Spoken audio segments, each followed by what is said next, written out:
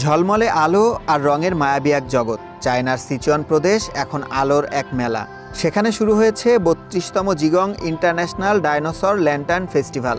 হাজার বছরের ঐতিহ্য আর আধুনিক প্রযুক্তির এক অনন্য মিশেল এই আয়োজন।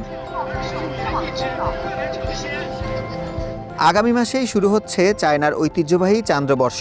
২০২৬ সালটি দেশটির ক্যালেন্ডার অনুযায়ী ঘোড়ার বছর, তাই এবারের উৎসবে আধিপত্য বিস্তার করে আছে তেজস্বী ঘোড়ার প্রতিকৃতি।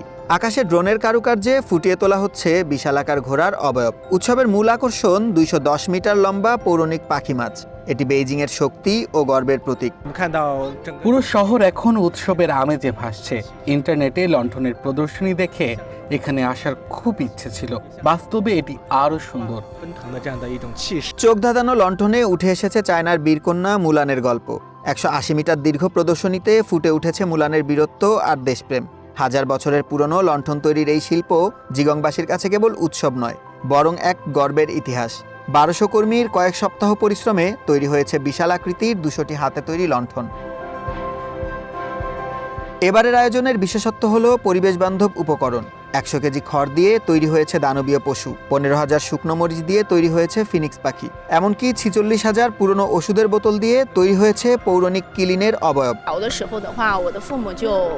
ছোটবেলায় বাবা মায়ের সাথে আসতাম, এখন আমার সন্তানকে নিয়ে আসি।